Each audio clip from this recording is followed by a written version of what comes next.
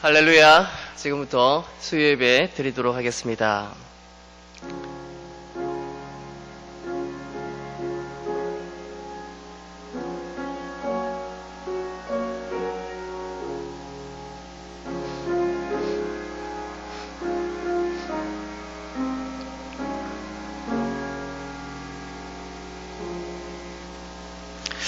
하나님은 영이시니 예배하는 자가 영과 진리로 예배할지니라. 살아의 말이신 하나님 참으로 감사합니다. 이 저녁 우리를 불러주셔서 하나님께 예배하게 하신 것 너무나 감사합니다. 하나님의 은혜를 받기를 원하고 하나님의 보좌 위에 계신 그 하나님을 보기를 원하며 그 은혜를 알아 더욱더 하나님의 사람으로 살아갈 수 있도록 주님 인도하여 주시옵소서. 예수님의 이름으로 기도드리옵나이다. 아멘. 찬송가 324장 찬양 드리겠습니다.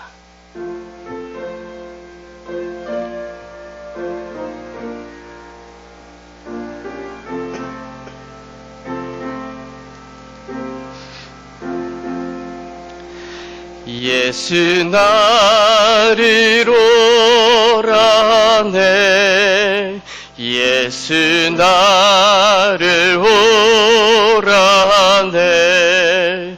어디든지 주를 따라 주와 같이 가려네. 주의 인도하심 따라 주의 인도하심 따라 어디든지 주를 따라 주와 같이 가려네. 겟세마네 동산까지 주와 함께 가려하네. 피땀 흘린 동산까지 주와 함께 가려네. 주의 인도하심 따라 주의 인도하심 따라 어디든지 주를 따라 주와 같이 가려네. 심판하실 자리까지 주와 함께 가려하네. 심판하실 자리까지 주와 함께 가려네. 주의 인도하심 따라 주의 인도하심 따라 어디든지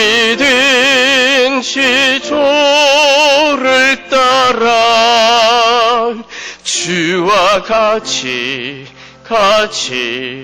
가려네.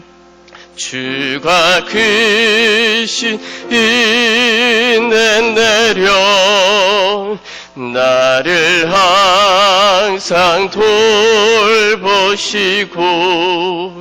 크신 영광 보여주며 나와 함께 가시네. 주의 인도하심 따라 주의 인도하심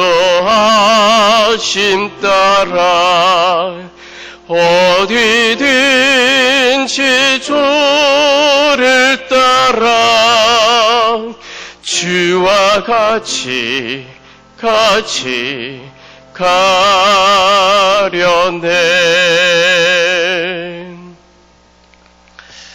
함께 보실 말씀은 요한계시록 4장 1절에서 5절입니다.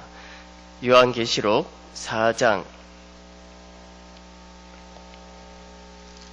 1절에서 5절입니다.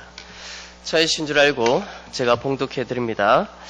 이 후에 내가 보니 하늘에 열린 문이 있는데 내가 들은 바 처음에 내가 말하던 나팔 소리 같은 그 음성이 이르되 이리로 올라와라. 이후에 마땅히 일어날 일들을 내가 내게 보이리라 하시더라. 내가 곧 성령에 감동되었더니 보라 하늘에 보좌가 베풀었고 그 보좌 위에 앉으신 이가 있는데 앉으신 이의 모양이 벽옥과 홍보석과 같고 또 무지개가 있어 보좌에 둘렀는데 그 모양이 녹복석 같더라.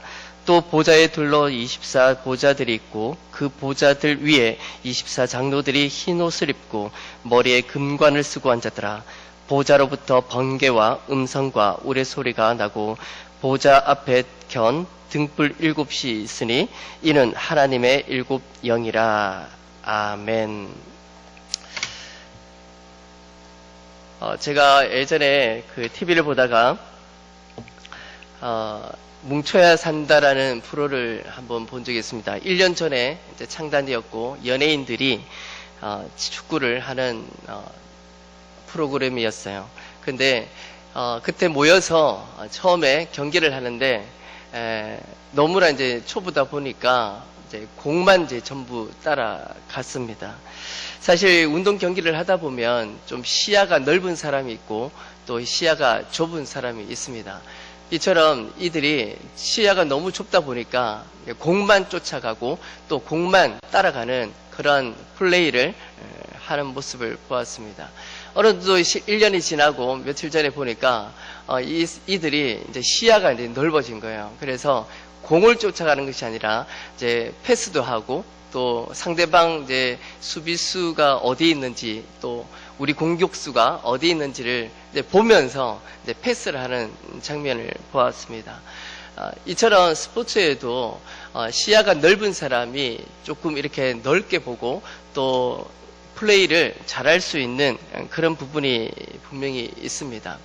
이처럼 신앙도 동일하게 우리의 어떤 시야가 넓어질 필요가 있다라는 그런 말씀을 나누고자 이 말씀을 골랐습니다. 오늘 이 요한의 상황이 어떠한지 여러분들이 잘 알고 있습니다. 1장부터 3장까지 7교회에 보내는 편지이고 또 4장부터는 고난받고 있는, 핍박받고 있는 이스라엘 백성들이 이제 어떻게 살아야 되고 하나님의 계획이 무엇인지 지금 이렇게 고난을 받고 있지만 하나님의 계획이 무엇인지를 알려주는 말씀입니다. 요한은 이 계시를 받으면서 마음이 굉장히 힘들었을 겁니다. 왜냐하면 1장부터 3장까지 나오는 교회들을 보면 예수님이 탄생한 지 이제 100년 채 안 되는 그런 때였고 또 핍박을 받는 때였고 그런 교회다 보니까 많은 이제 7교회 교회들이 처음에 복음을 받아들여서 부흥을 하고 은혜를 많이 받았던 교회였지만 점점 더 이렇게 약화되어 가는 모습을 그려주고 있습니다. 예를 들어서 에베소 같은 경우는 처음 사랑을 잃었다라고 성경은 평가하고 있고 버가모 두아디라 교회는 진리를 고백하고는 있지만 삶이 그 진리를 부정하는 이상한 그런 모습의 교회로 바뀌어가고 있었습니다. 4대 교회는 살았다라는 그런 이름을 그 영광스러운 이름을 받았음에도 불구하고 실제로는 그 신앙이 죽어버린 그런 교회였습니다. 라오디게아 교회 같은 경우는 영적인 어떤 자만심이나 교만, 자기 만족으로 자신의 어떤 신앙적인 열정들을 다 잃어버린 뜨겁지도 않고 차갑지도 않은 그런 모습의 교회를 가지고 있었습니다. 이처럼 교회가 부흥으로 시작했고 은혜로 시작했던 교회가 점점 더 시간이 가면 갈수록 이들의 세력이 이 영향들이 약화져 가고 있었습니다. 심지어 이제 2개 교회만 하나님께서 칭찬을 하시고 나머지 5교회는 그 모든 한계를 보여줬던 그런 경우입니다.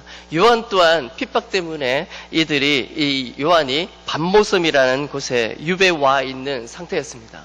이런 상태에서 이렇게 고난받고 있는 상태에서 하나님께서 요한에게 계시를 보여주신 거예요. 미래의 하나님의 계획을 보여주고 하나님께서 어떻게 하실 거라는 것을 보여주면서 이 요한의 마음이 너무나 무거웠던 거죠. 너무나 교회를 생각하면 두렵고 염려가 되는 것입니다. 지금 현재의 모습을 보면 도무지 답이 없을 것 같은 상황이지만 요한이 그 마음 가운데 두려움과 또 염려가 얼마나 있겠습니까? 그런 요한에게 하나님께서 1절에 이렇게 얘기합니다. 이 일 후에 내가 보니 하늘에 열린 문이 있는데 내가 들은 바 처음에 내게 말하던 나팔 소리 같은 그 음성이 이르되 이리로 올라오라. 이후에 마땅히 일어날 일들을 내가 내게 보이리라. 하나님께서 요한에게 말합니다. 이리로 올라오라. 어디로 올라오라고 얘기하나요? 하늘에 열린 문에 있는 그 문을 통해서 이리로 올라오라는 거죠. 사실 이렇게 올라오라는 이 의미가 무엇이냐면 더욱더 하나님을 바라보고 하나님께 나아가고 예배하는 모습을 한번 그려보면 좋을 것 같습니다. 이리로 올라오라. 하나님의 계신 성전으로, 하나님의 계신 곳으로 올라오라. 이 말이 저와 여러분들에게 도전이 되는 그런 말씀이 되기를 주님의 이름으로 축원드립니다. 요한이 그렇게 그 이 말씀을 듣고 올라가 보니 2절에 무엇을 봅니까? 내가 곧 성령에 감동되었더니 보라 하늘에 보좌가 베풀었고 그 보좌 위에 앉으신 이가 있는데, 먼저 하늘에 올라와 보니까 그 하나님께서 계시는 그 보좌에 와 보니까 성령이 감동됩니다. 성령이 감동되어서 이 요한이 본 것은 무엇이냐면 하늘의 보좌를 베풀어 준 그 보좌를 보게 된 거죠. 그리고 그 보좌 위에 앉으신 그 하나님을 보게 됩니다. 하나님은 요한에게 답답하고 고난을 받고 있는 이 요한에게, 걱정과 염려가 가득 찬 이 요한에게 올라오라 라고 얘기하고 성령의 감동을 주시면서 하늘의 보좌를 보여주십니다. 너무나 이 요한은 그 보좌를 보면서 무엇을 보았을까요? 세상의 모든 사람들이 자신의 삶이 바쁘고 또 고단하고 또 공고한 삶이고 질고의 삶을 살아가면서 당장 내 눈앞에 보이는 내 삶의 문제를 보기에 급급합니다. 그런데 사실 조금 더 한 걸음 물러나서 나의 문제들을 바라보면 좀 넓게 볼 수 있는 시야가 열립니다. 이처럼 우리의 모든 삶의 문제도 조금 넓은 시야를 가지고 보기를 원합니다. 참 예전에 이렇게 어릴 때 바둑을 참 많이 두었습니다. 아버지와 또 친척 어르신들과 바둑을 참 많이 두었는데 당장 내가 둘 때는 그 수가 이렇게 몇 수 안 보입니다. 그런데 이제 훈수를 두는 입장에서 멀리서 이렇게 두 사람이 두는 것을 보면 다 보여요. 이처럼 당장 내가 뭔가를 해야 하면 내 앞에 있는 그것만 보이지만 사실 조금 한 걸음 물러나서 조금 생각하고 또 넓게 생각하고 시야를 넓게 보면은 그 문제가 뭔가 보이기 시작을 하는 거죠. 이처럼 우리의 신앙의 문제도 이러한 식으로 조금 영적으로 시야가 조금 넓어질 수 있는 저와 여러분들이 되었으면 좋겠습니다. 하나님이 요한에게 말할 당시에 너무나 힘든 요한에게 고난받고 있고 핍박받고 있고 유배당한 이 요한에게 당장 네 앞에 유배 생활이고 7교회가 망해가고 있고 이스라엘 백성들이 배교하고 있는 이 상황에서 당장 그것을 보았던 요한에게는 하나님께서 하늘의 보좌를 보여주시고 어디로 올라오라고 얘기하는 거예요? 하늘 문이 열리는 그곳에 올라와서 그 보좌를 보라고 얘기합니다. 거기에 봤더니 성령이 감동이 되었고 또 내가 지금 당하고 있는 핍박과 고난이 아무것도 아니고 오히려 하나님께서 계획하고 계신 것들을 보여주실 때 그 요한의 마음에 얼마나 기쁨과 감격이 찾아왔을까, 그것을 생각해 보았습니다. 그 보좌에 앉으신 분을 보니까 또 이렇게 기록되어 있습니다. 3절에 보니까 앉으신 이의 모양이 벽옥과 혼복석 같고 또 무지개가 있어 보좌에 둘렀는데 그 모양이 녹보석 같더라. 그 앉으신 이의 모양을 보니까, 형태를 보니까 백옥과 같다고 얘기를 합니다. 백옥이 이제 사전을 좀 찾아보니까 아주 깨끗한 보석 중에 좀 깨끗한 보석 중에 하나라고 얘기를 하더라고요. 그래서 너무나 깨끗한 이미지를 이제 보여줍니다. 보좌에 앉으신 이 깨끗하신 이 주님의 모습을 이 요한이 보았던 거죠. 사실 하나님은 불의가 없으시고 하나님은 거룩하시고 죄가 없으시고 죄가 있는 곳에 반드시 하나님의 심판을 하신다고 성경은 말하고 있습니다. 세상이 아무리 악이 득세하더라도 분명하게 하나님이, 그 보좌에 앉으신 그 하나님이 불의하지 않으심과 공의의 심판으로 반드시 심판하실 것을 우리가 기대하고 우리가 소망한다면 내 손에 피를 묻히지 않아도 되는 겁니다. 나의 원수를 내가 갚는 것이 아니고 나의 억울함을 내가 푸는 것이 아니라 하나님께 모든 것을 맡겨드릴 때, 그때 우리의 마음에 찾아오는 것은 참된 안식이라는 것이죠. 하늘 보좌에 앉으신 하나님, 그 하나님 앞에 가야만 우리는 그것을, 성령을 감동을 입고 또 하나님이 하실 일들이 보여지게 되고 내 삶이 어떠한지, 이 사회가 어떻게 돌아가는지 넓게 볼 수 있다는 것이죠. 우리는 당장 이 사회가 어떻게 될지 궁금해합니다. 또한 내 삶이 당장 내일 어떻게 될지를 궁금해합니다. 그런데 사실 조금 넓게 보면, 하나님의 보좌 앞에 나아가면, 하나님 앞에 그 앞에 나아가면 우리는 조금 더 넓은 시각으로 하나님이 보여주시는 것들을 우리가 볼 수 있다는 것이죠. 사실 우리는 하나님 앞에 나아가야 할, 우리는 그런 당연한 우리의 모습이 있습니다. 사실 시간이 없다, 우리는 바쁘다, 직장생활 하다 보면 피곤하고 주일조차도 좀 쉬어야겠다라는 그런 마음도 들겠지만, 사실 우리는 하나님 앞에 나아가면 나아갈수록 우리는 시야가 넓어지는 거죠. 하나님 앞에, 보좌 앞에 나아가지 않는다면 당장 우리 눈앞에 있는 문제만 보게 될 것입니다. 그러나 하나님 앞에 나아가면 그 문제 위에서 우리가 어떻게 해야 할지를 가르쳐 주시는 하나님의 지혜가 분명히 있다는 것이죠. 참으로 요즘 너무나 바쁜 시대입니다. 너무나 어려운 시대입니다. 그럴 때일수록 우리는 하나님 앞에 더 나아가야 되고, 하나님 앞에 더 나아가서 경건의 삶들을 살아가야만, 그 하늘의 보좌에 있는 곳에 우리가 올라가야만 우리는 그 경건의 훈련으로 말미암아 우리의 인생이 안식으로, 평강으로, 안위로 우리가 살아갈 줄 믿습니다. 저와 여러분들이 점점 더 하나님 앞에 나아오는 시간을 더 많이 가지고, 하나님의 말씀을 읽는 시간을 더 많이 가지며, 하나님 앞에 기도하는 시간들을 더 많이 가져서 우리가 고통받지 아니하고 또 고난받지 아니하고 이 억울함과 이 모든 것들을 하나님의 보좌 앞에 나아가서 우리가 그 모든 것들을 풀어낼 수 있는 우리 모두 되기를 원합니다. 하나님께서 보좌에 앉으셨다는 것은 또 하나의 의미가 있습니다. 통치를 하신다는 것이죠. 또 다스리신다는 의미입니다. 하나님의 보좌는 그와 같습니다. 하나님의 보좌는 우리를 통치하시고 다스리신다는 의미, 그 이미지를 우리에게 보여줍니다. 하나님께서 보좌에 앉으셨다는 것은 우리의 모든 삶의 모든 문제들을 하나님께서 해결하시겠다는 것이고, 모든 것을 심판하시겠다는 것이고, 하나님께서 다스리겠다는 뜻입니다. 우리는 우리의 문제를 해결할 때 우리의 생각으로, 우리의 경험으로 다 해결하려고 하지만, 이것이 우리의 어떤 교만이고 우리의 어떤 교만의 그 마음이기 때문에 우리에게 찾아온 것은 답답함이요, 해결되지 않는 문제밖에 우리밖에 없다는 것이죠. 하나님께서 모든 것을 맡기는 것입니다.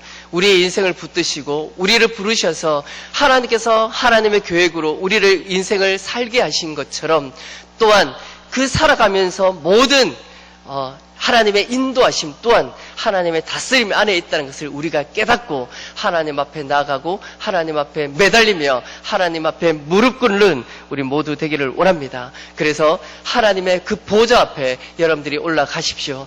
점점 더 바쁘고 힘들수록 하나님 앞에 나아가십시오. 그리고 그 하나님의 보좌 앞에 하나님께서 주신 은혜와 평강과 안식을 여러분들이 받아 누리며 그것으로 말미암아 하나님의 거룩한 백성으로 살아가는 저와 여러분들이 되기를 원합니다.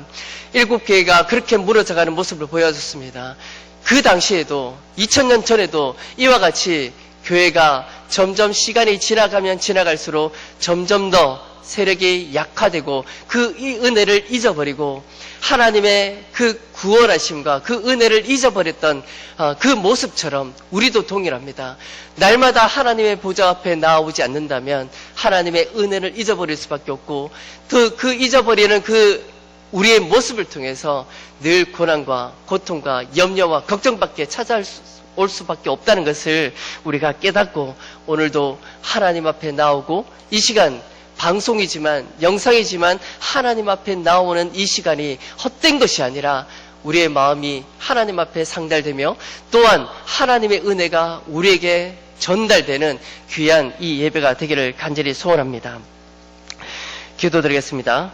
살아있는 하나님, 이 시간 하나님의 은혜를 우리에게 또 주셨습니다. 점점 더 하나님의 보좌 앞에 나아가는 우리 모두 되기를 원합니다.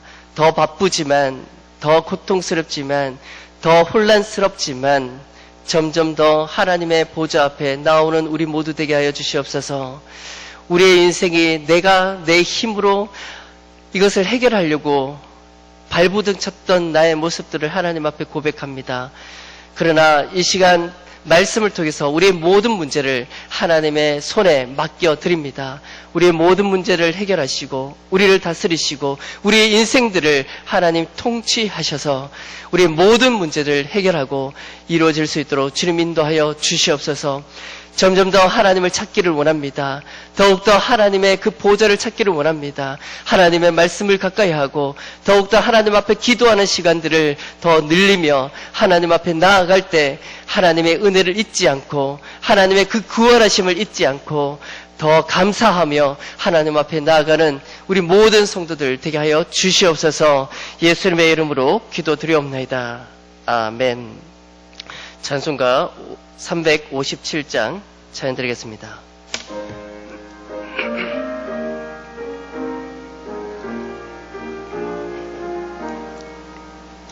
주 믿는 사람 일어나 다 힘을 합하여 이 세상 모든 마귀를 다 쳐서 멸하세. 저 앞에 오는 적군을 다 싸워 이겨라. 주 예수 믿는 힘으로 온 세상 이기네. 믿음이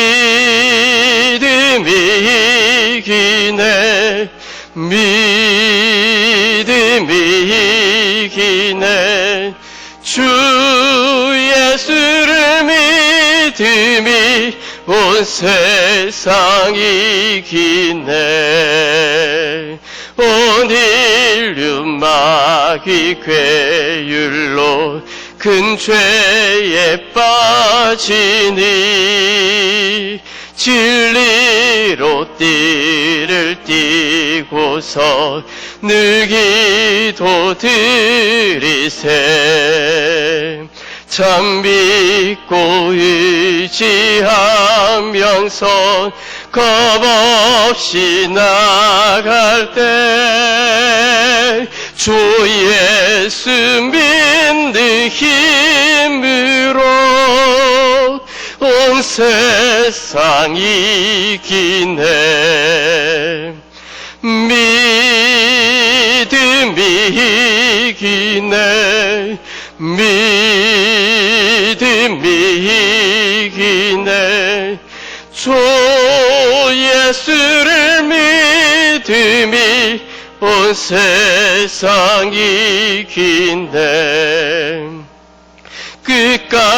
지긴 자에게 흰 옷을 입히고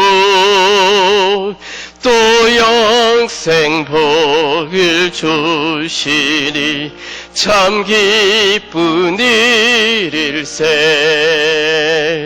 이 어두운 세상 지나서 저 천성 가도록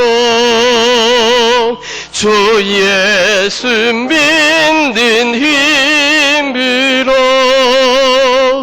온 세상이 이기네.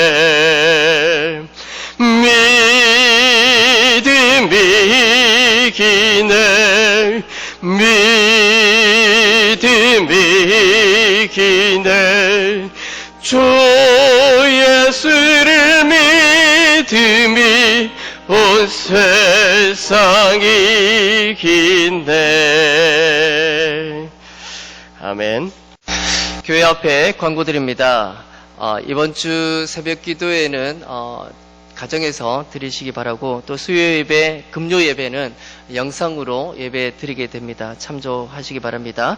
그리고 나머지 광고는 주보를 참고하시기 바랍니다. 축도드리겠습니다. 이제는 주 예수 그리스도의 은혜와 하나님의 극진하신 사랑과 성령님의 감화 감동 위로 교통하심의 은사가 이제로부터 영원토록 함께 있을지어다. 아멘.